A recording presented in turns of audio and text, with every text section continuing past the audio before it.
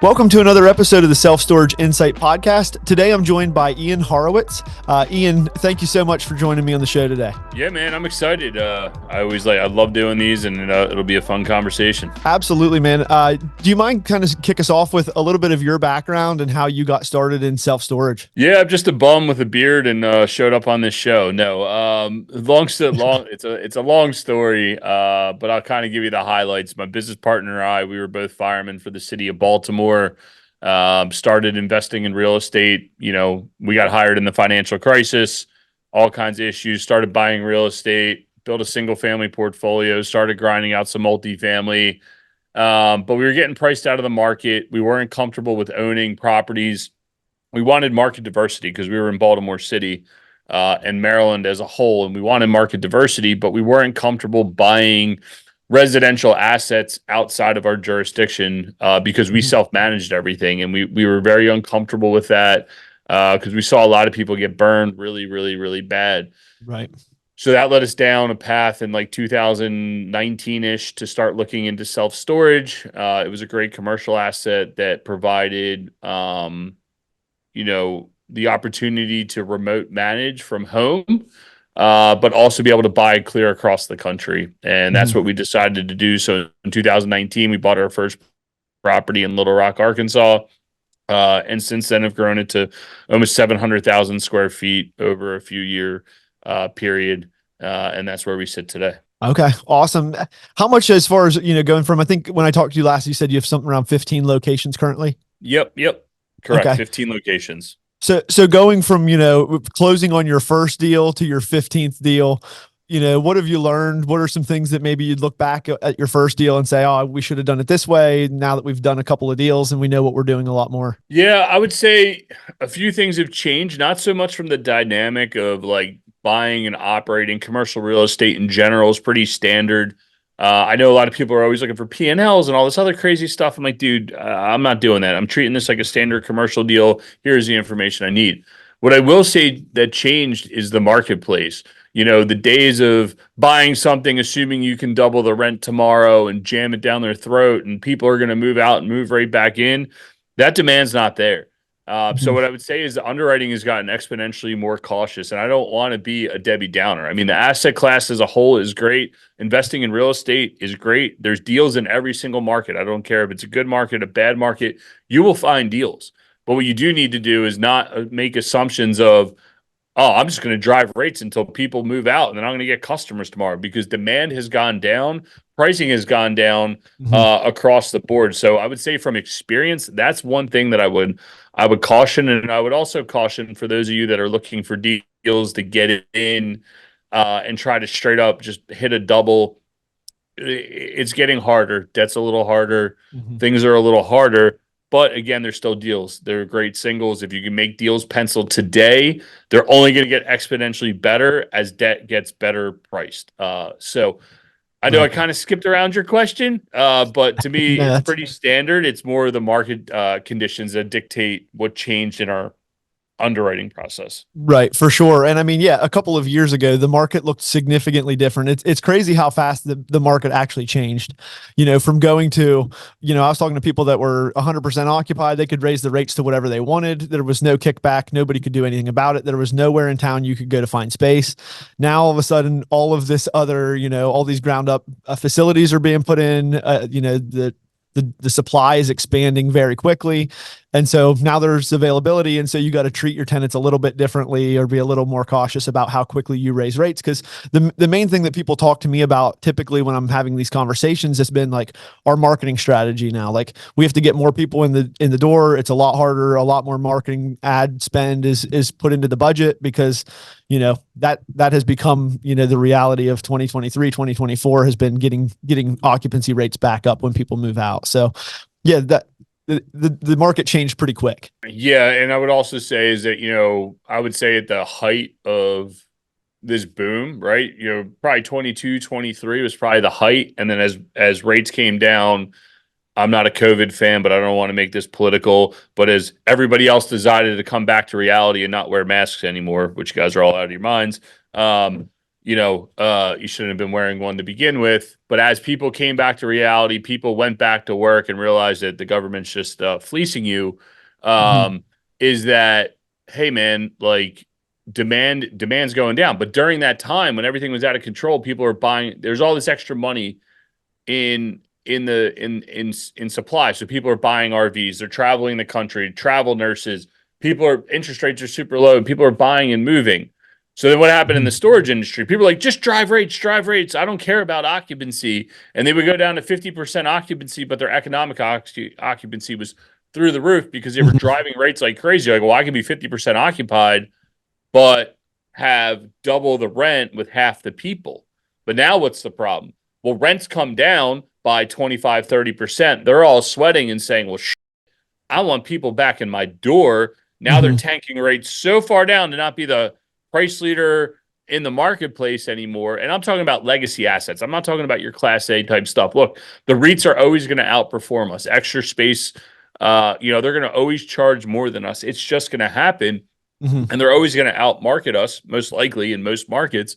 But with the same sense is like there's that fine line between economic and physical occupancy that you need to teeter. And I can tell you straight up, like we got caught up in the going for economic and dollars and not caring about physical. And as rates started to come down, it was like, oh, like this gets real scary real quick because you Mhm. do have a few tenants that are in tune with, hey man, street rate's only this. Like, what's going on here? You get a couple of those questions. A couple of people are like, oh, I always skipped around you because you were too expensive and now you're the cheapest. Like, what's going on? Mhm. So that physical occupancy, I think, is equally as important as your economic occupancy right now. For sure, too. And I mean, I think that there's also more awareness of self storage just in general. So, people are a little more in tune with like, everybody's prices are pretty much online now, unless you're way behind the times. And, some of these mom and pops that don't have anything listed, you have to call in to get a price. But for the most part, if you're in any type of market at all that has any competition, they can see your competitors' rates or at least see what their move-in special would be. And so if all of a sudden you're driving your rates way above market, way above your market, some people are going to leave and move into a different facility, or so there is a little bit more sensitivity around that for sure. Yeah, and I would say that we're 100% an e-com business. Like that is really what self-storage is. It's a physical asset that we can underwrite from a real estate standpoint. But then what I would flip around and say is really you're running an operating business and we're running an e-com business. Our front door is the most important thing. So, if you're, I don't know what platform all your properties are on, but I know there's some new guys coming to the market. That customer experience on the website is one of the most important things that you can provide them. And I'll just be honest with you, like we're on StoreEdge with Storable, and I fight those guys every day of like, dude, like, why isn't there these features that exist in ecom? There's no way to like properly follow up on people. There's all these things that lack inside your system, but we're an ecom business. People are buying online. That Mhm. user experience should be so great that they shouldn't think about anything else. um, so I'd be interested to see where the market goes in Mhm. general with storage and real estate, really just as a whole. I'm more Yeah. of a holistic person. We're opportunistic investors, and we operate more than just self storage. I'm interested to see where all of real estate goes now in the self storage industry. I think there's going to be more concentration on the e-com side of things as we go forward. And COVID, maybe one benefit that came out of that debacle was it forced self storage to get caught up to 2000. Well, they finally caught up to like 2015. We're not at Right. 2024 Yeah. yet, but we're getting there. So, Right. Tech has always trailed in storage. And so there is more and more stuff pouring in. There's some AI companies now that are developing some stuff that's pretty cool and a lot more software options and stuff like that. So, competition drives that. And so as there's more competition entering the space, everybody's stuff will get better, across the board, I yep. think. So awesome. So you said you self-manage all of your properties, correct? As far as all 15 locations are self-managed? Yeah, I mean, how do you think I got this beautiful gray beard and a bald head? I mean, yeah, we self manage all 15 locations. I don't mean to cut you off, but we did have a third party property manager. We tried two different third party property managers, and it just didn't work for us. We tried taking the hands off approach, but when you're taking over assets that need love, that you're forcing out problems from old owners, you need someone that gives it attention every single day. Hmm. So we decided to take on the monumental task of building out our own call center, building out our own management team. Now, a lot of important pieces were already there. We converted one of our um, office admins that worked on our multifamily side. She stepped in, took over the call center, and was like, "Oh, this is a breath of fresh air. I love all the action." So she manages our call center, and we remote manage from right here in Maryland. Okay. And so if you don't mind me asking this question too, would be like how large of a staff or team do you need to manage 15 locations? Yeah, so each location, now we're pretty well pocketed inside Little Rock and Louisiana. We have um, pretty strong holdings there that we cover several sites with one guy or gal. But we have basically a boots on the ground for each location. And then we have Dawn, who's our office admin. She runs the call center. Her and two other girls work out of two of our stores, and we provide 8 a.m. to 8 p.m. Central Standard Time coverage Monday through Friday and 9 to 3 on Saturday and Sundays. That the three of them handle all the calls. Mhm. And then our boots on the ground report to one of our project managers, Andrew, and report any issues. Dawn handles all the auctions. So in a roundabout way, if they were like 15 individually scattered sites, we would have almost 20 employees doing that. But since we're hyper concentrated on a hub and spoke model, Mhm. we have one, two, three, four, five, eight. We have 9 employees total handling those 15 facilities. Okay. And at what point, as far as running that business, do you feel like, when you add three more facilities, you bring on one additional staff member or not Yeah, so really just? we brought on so there's interesting data out there. If you talk to the guys over at, I'm not advocating for anyone's product, but like call potential, and we don't use them. We use them for the text follow-up services, but we don't use them for the call center platform. They claim that it's like a 1 to 10 facility ratio, but that's all random averages. Like Right. 15,000 square foot facilities or like 10, 50,000 square foot facilities. Like, what is it? So Right. for us, we had that same size team, added 5 sites up in the Little Rock, Arkansas market. And we kept the same amount of employees with no change in call flow, no change in missed calls, no change in anything. And service remained the same. I mean, Mhm. look, again, it goes back to all your traffic should be driven online to rent online, communicate online. If you really Mhm. have an issue, then pick up the phone and say, I'm moving out. Send us a text to say, hey, I'm moving out. Right. Or hey, I'm in an auction. I want to pay my unit. Like, it's hard for them to get to us. In the standpoint, it's really easy to rent. It's really stinking hard. Not that hard, but it's hard. It's a little harder to move out. It's like, yeah, well, there's a layer. Screw it. I'll do it next month. You know what I mean? Right. So that being said, uh, I know I'm all over the place here, but yeah, No, you're like good. I would say that again, it's how your system's set up, and I would say for every, I think 5 to 7 facilities, assuming you're buying 25,000 square feet bigger, and again, how much value add you're doing at that time, and how much moving in and moving out you have going on.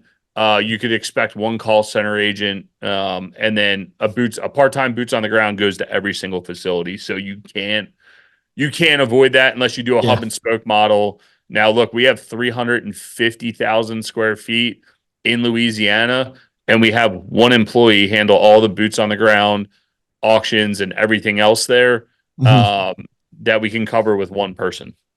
Okay. And as far as like so the move in, do you have any idea? Because I've heard market data that has ranged from 50% of people are moving in online versus somebody had told me like 70% still move in through like they call before they move in. What have you noticed in your facilities? Like, are you closer to 100% online move in since you're driving ecom, or how many people still want to talk to you guys before they move into the location? I'd be lying to you to say I live in those numbers. I don't know, Mhm. but I can tell you this much is when we market and don't put a phone number on there, most people click to rent online, and the relationship between Buying stuff online. Thank you, Amazon. No thank you, Amazon, to my wife, because shit shows up every single day, right? But Right. Amazon has cultured people to be able to buy online, navigate that process. People still call, the old school people still call, but usually those old school people that are calling are the local police department who wants to rent a unit, a business that wants to rent the unit that needs all the paperwork so they can mail you a check every single month. Those customers, either they're super old school and we're not going to accept cash or checks anyway, and they're going to break down into our system, or they're an entity that needs to take these extra steps to pay us, and we're willing to do that because if they're taking all those steps to move in, it's going to be really hard to get them to move out. You know what I mean? Right. For sure. Awesome. No, I mean, that's really good information too, as far as, yeah, like just how you're running your operations there and kind of what's happening in your market, as far as the online consumer is just so much more common, as far as people are just so much more, used to that flow of like, and I go back to this a lot as far as the online move and stuff. Like everybody expects an easy checkout process, right? Correct. Like if you have to jump through hoops and you have to fill out, 400 form fields to get into a facility, you're probably not going to get customers because Well, again, it's moving so much. I mean, I want to click Apple Pay. I want all of my information to pre-populate. Like that's the kind of stuff that is going to help with online move-in versus, yeah, I want SSO, right? I want one sign in. I want to give you my Gmail. I don't really give a shit. Take my Gmail, fine. I literally want to put in my name, Gmail, or whatever, however I want to get in. And then step 2 is I want to give you my credit card information, PayPal, Venmo, whatever digital payment thing that you want to use to pay. That should be step 2. And that's what I fight with storage every day. It's like, storage, like you have 87 excuse me, I didn't mean to curse. 87 fields here. And it's like, dude, nobody's going to give us our drivers. Like, you've made this so much harder. Capture their information. You've captured their information. Now, if they abandon cart, let's go and chase them down. So I've been talking a lot with Cubby about switching over. I mean, transparently, we're selling some of our portfolio. So now's not really a good time for us to move. But most likely, right.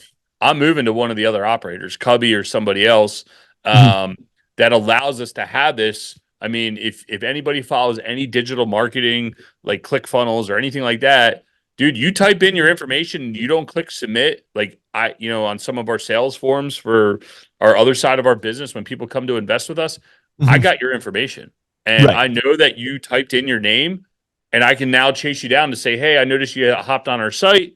Just wanted to see why you didn't check out our case studies. Boom, boom, boom. It should be the same thing for storage, because storage is such a small window. We're not talking about an apartment building here, right? Like Right. if you go to move into an apartment, that's a very, very emotional decision. Where are my kids going to school? I got to pack up and move all my stuff. How do I get out of my other lease? This, that, do I want to live here?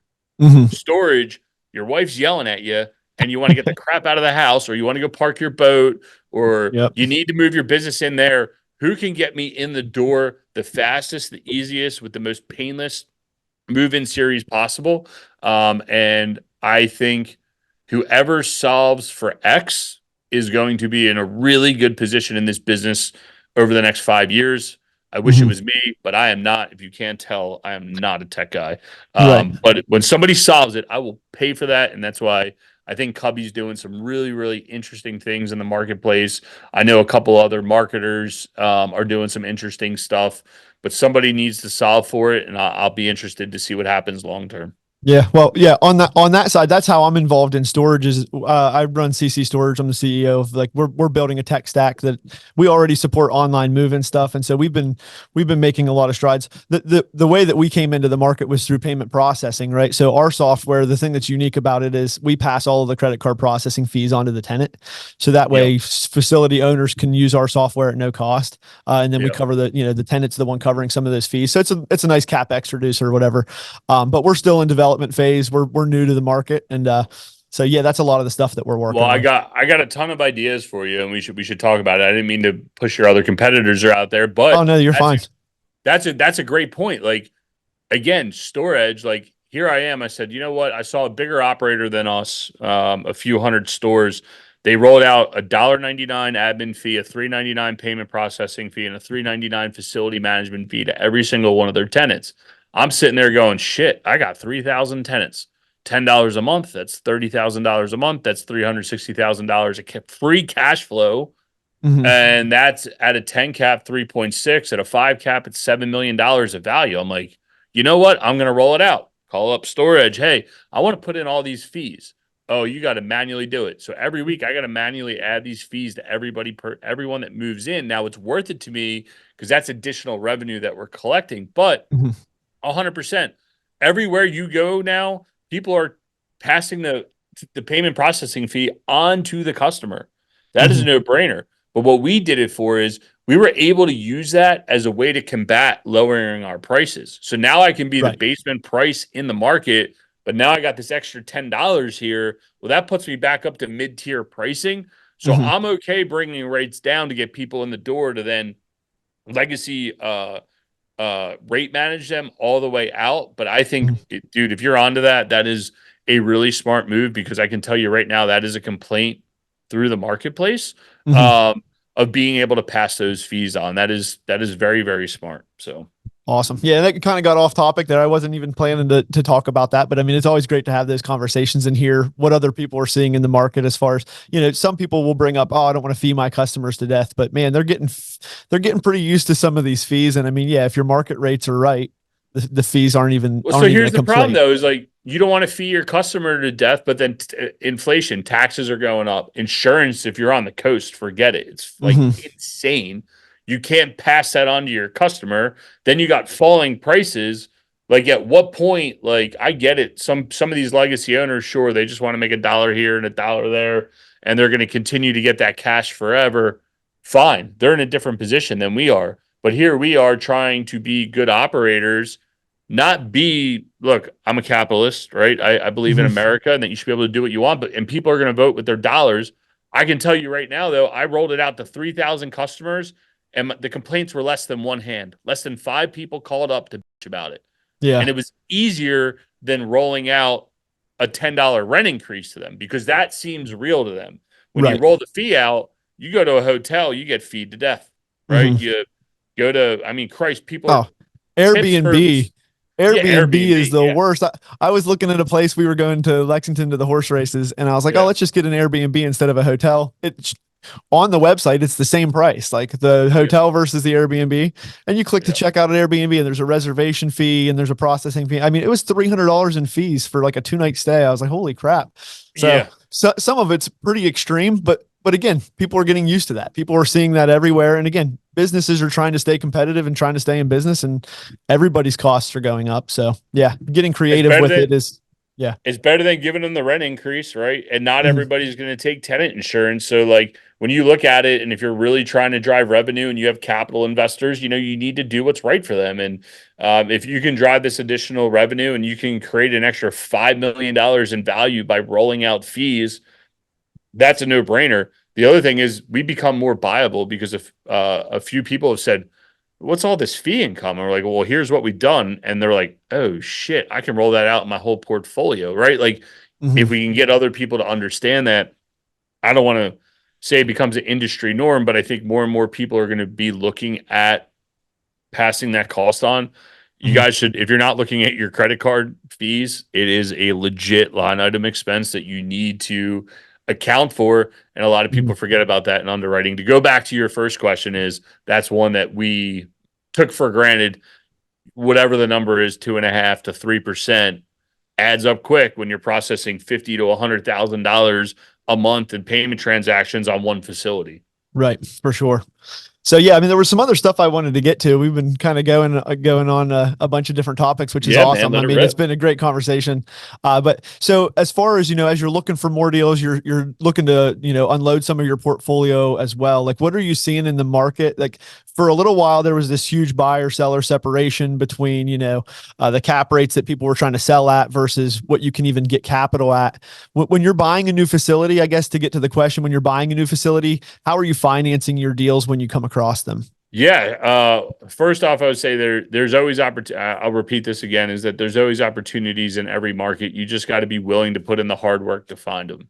Mhm. With that being said, how are we financing them? And I think that's what's interesting right now is that sellers, including myself, are getting more creative equally with buyers, including myself, are getting more creative, right? Like we're getting ready to buy a development site that we're going to build some storage on out here near our Philadelphia office. And it's the owner staying in for 10%, but we saved $1 million on the purchase. And I was like, oh, that's cool. And it helps us Mhm. pencil it because he's willing to take the ride to the back end because he believes in it and he wants to see the project through. Right. Um, from a financing side of things, we use life insurance companies and our friends and family to put the equity in the deals, including ourselves. So what does that look like? Usually we get a first position loan from a life insurance company or a local community bank. 9 times out of 10, life insurance, they're usually the most competitive. And Mhm. then we get our friends and family to put the cash up. So if we need $1 million, we'll get 40 of our friends and family to put up $25,000 each, and they own a piece of this property. You got to remember, we were firemen for the city of Baltimore. Like if you ever watched The Wire, that Mhm. is where we worked. The riots that happened, that is where we worked. We were in the Yeah. heart of West Baltimore. And when we were able to leave and quit our jobs, a lot of people were like, holy shit, like, what are you doing? And we started telling them about it. And they're like, wow, you guys quit a job that nobody quits. We want to invest with you. And I was like, yeah. And then we were like, well, shit, there's a lot of firemen out there that we need to help, and military and first responders as a whole, because that's who we resonate with. Mhm. And so really it's become more of a passion project of helping our friends and family invest capital that they don't need to rely on their pension systems. And when they retire, they actually retire, because too many guys, like I listened to these guys 40, 50 years on the job. I'm like, well, first off, what are you doing here for 50 years? Lieutenant, you worked in the riots in the 60s and then you worked in the riots in 2010. Like, that's insane. Mhm. And then he was quitting to go work at Walmart or Home Depot. And I'm like, wait, so you're retiring to go get another job that you just worked for 50 years? Like, this does not make any sense. Like, I'm not doing that. And Right. we want to make sure our friends and family have the ability to do that as well. So that's why it's really important to us to be able to share in what we're doing with our friends and family and have them. We don't say it's not a syndication to us. It is literally co-investing with us or co-lending with us. You are on our team. You are a part. Actually, when I roll out of this podcast, one of my fireman buddies are coming by and we're headed out to go grab lunch. But he was our first capital investor. He sniffed us out. He's like, "Hey man, what are you guys doing? Like, I want to be a part of this. I don't really want to own real estate. Can I just give you money?" And I'm like, "All right." And it started with 25 grand and a little more and a little more and a little more. Now Mhm. him and his wife basically save every dollar they can to give to us to co-invest with us. And he's like, dude, I just love being a part of everything. I get to tell all my friends I own a part of 15 storage facilities. I own a part of a 100,000 square foot industrial site. I own a part of this. And that's what makes it fun for us. So a really Yeah. long-winded answer to say you need to be creative right now to make deals pencil. And if the seller's willing to be creative and the bank's willing to be creative and you're willing to get creative with your financing stack, and I know it's a buzzword right now, but it is true. If you can figure out how to put that capital stack together, again, you'll be a market leader and brokers will be seeking you out to bring you deals because they know you have cash to spend and can Mhm. get deals done in a really turbulent market right now. Right. No, that's a great answer. So yeah, as far as getting creative with it, because yeah, when interest rates are 8 to 9%, you can't really get cash for cheap anymore. As far as and when a lot of sellers are still looking, most of the deals that I've been seeing too are still the seller's still stuck on this 4 to 5 cap that they think they're going to get for the facility, and I can't get capital at that rate. So how it doesn't make sense.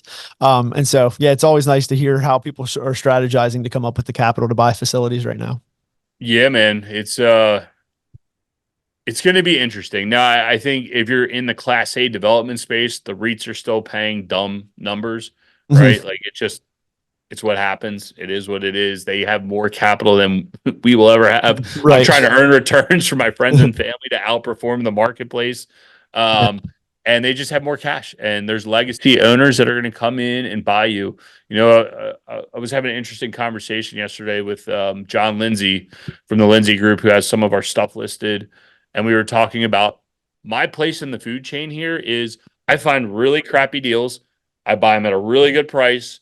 I stabilize 80% of the crap proof business model and move it on to that next guy that's like, hey, man, I'm going to see this all the way through. And then I'm going to go sell it to the legacy owner. And knowing where you are in the food chain will help you identify deals right now. And Hmm. again, depending where you are in the food chain, it might be tougher. Stuff's not selling at 20 or $30 a square foot anymore. You really have to dig up the mom and pop deals. Hmm. That this my part of the food chain is really hard right now.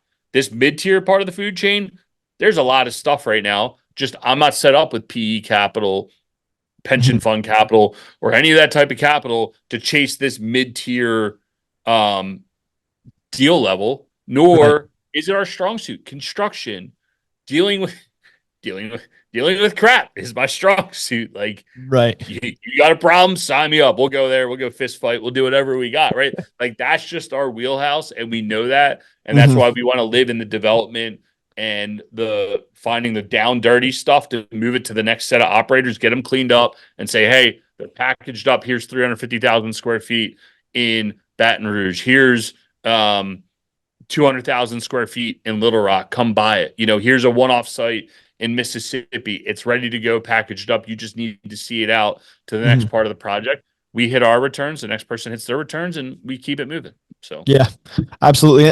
And as far as you said brokers will sometimes bring deals to you because they know you're coming up with capital right now to buy facilities. How important is the networking side of that as far as like having relationships with brokers or with other locals in the markets that you're hunting for deals in? yeah, I love the broker network. Me personally, because if you Hmm. guys can't tell, I love talking. I love when they wine and dine me. I love when they call and just to say hi. But building that relationship with guys that are similar aged, I don't want to age you with me, but we're all in the same age group, right? We're not Hmm.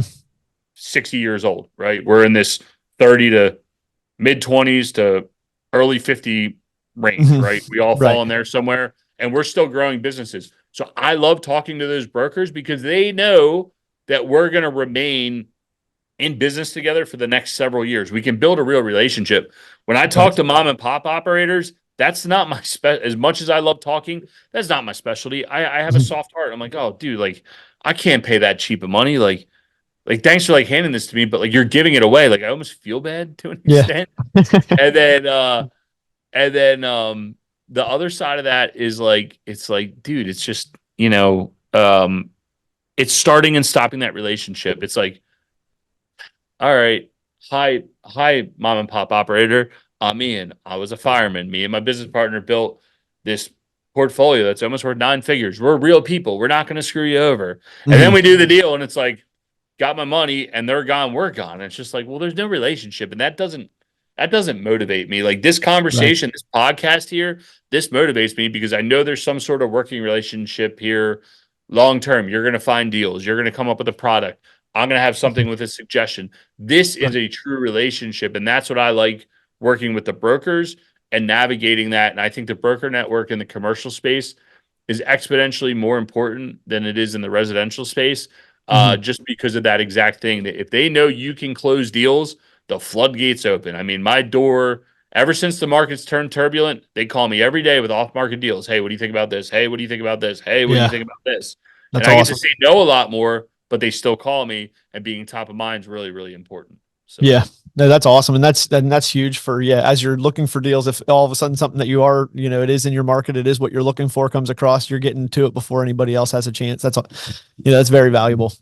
yeah, man. Awesome, man. Yeah. Well, yeah, I Go don't ahead. want to, I don't want to take up your whole morning either. I know you have some other plans there. Do you mind if I just ask one kind of final question? How I like to wrap it up is any horror stories, anything crazy happened at any of your facilities that you'd be okay with sharing just as a, Yeah, I mean, I think my favorite one is one of the first facilities we bought. We had owned like 4 facilities up in Little Rock.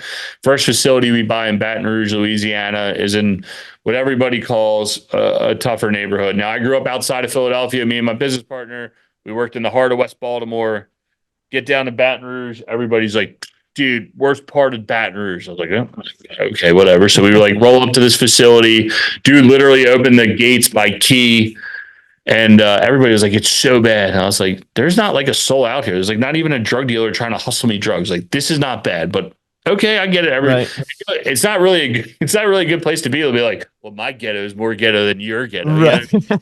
Not really a Yeah. good place to be. So anyway, so we buy this facility and it winds up being we're a couple months in, and there was this one tenant that was always there. Every time I would go do a site visit, he was always there. He'd be like wearing like a baseball helmet. I'm like, what, dude? This guy's like off his rocker, and I can identify that from working in the streets of Baltimore for a while. So he turns out he's living in the unit, and I was like, all right. So I was like, what do I do here? So I call the cops. The cops are like, look, this dude's a known issue. What we need you to do is file an eviction, because then we can go A, take him to jail for trespassing, and then go get him the mental help he needs, or B, remove him from your facility and then go get him the mental health that he needs. Okay, all right.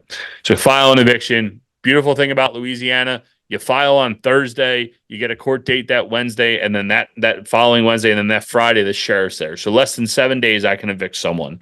Amazing. So I evict the dude. I was like, all right. Guy gets out. Of course, he's got honey pots and all kinds of dumb stuff in there. It's horrible. Well, the vacant lot across the street, there was a tour bus, like a Greyhound type bus that was broken down that had been there for a minute. The dude takes all of his stuff, moves into the bus that doesn't work across the street. I was like, dude, you got to be kidding me. So then we had to go and file a nuisance complaint for this vacant bus that this dude moved into, to then finally get him help, get the bus removed, clean up the neighborhood, and most of the neighborhood was happy. But in storage, the horror stories are not exponentially as horrible as some of my I have some good residential stories that would bore most of your audience, since this is storage. That's the beautiful thing about storage. That's about as worse as it gets. So yeah. I'm pretty sure you'd have a lot of other good stories too, from firefighting and everything else too. I'm sure we could go into stories for a while. I'll come back on. We could just do storytelling day. I would love that. I'll carve out a couple hours. We got tons of good ones. So awesome. Well, Ian, thank you so much for joining me and taking time out of your day to be on the podcast with me today. I appreciate all the insights that you provided, and I'd love to touch base again, and we'll kind of kick around some ideas with some stuff for the software side of it as well, because I'd love to get your feedback on that. Yeah, hell yeah. And if you guys want to check out any case studies, anything that we've done, how we co-invest with our friends and family that are first responders, you go to equitywarehouse.com. There's all kinds of case studies, from the self-storage deals to single family houses to industrial sites that we've done, how we've set them up, how we've built them, and how we set them up so they can co-invest or co-lend with us. Awesome. I'll make sure I throw that website into the description and stuff as well. So equitywarehouse.com, is that the URL? Yes, sir. Okay, awesome. And if anybody wanted to get a hold of you directly, is that the best way? Is there a form to contact you through that, or is there a better way to reach you? We're on all the social sites. The best way to find me, though, is if you really want to track me down, Equity Warehouse on Instagram. I will respond to the DMs. Might take me a minute, but I will get back. That's the place I communicate the best. Or if you go through and check out our case studies, there is a way to schedule a call with us. So either way, if you want to track us down, you just want to talk about storage, you want to talk about investing, you just want to be like, hey, you said really dumb stuff on this podcast and talk shit to me, like, I'm down for that too. I'm down for anything. So I appreciate you having me on. This was fun, and I'm happy to come back. Thank you for tuning in to another episode of the Self Storage Insight Podcast. We hope you enjoyed this episode. Just a quick reminder, this episode was brought to you by CC Storage. CC Storage is a no-cost property management software that allows you to pass the fees for credit card processing on to your tenants, freeing up some CapEx space for your business and helping you more efficiently run your storage facility. If you'd like to learn more about CC Storage, click the link in the description below, and we hope to see you again for our next episode.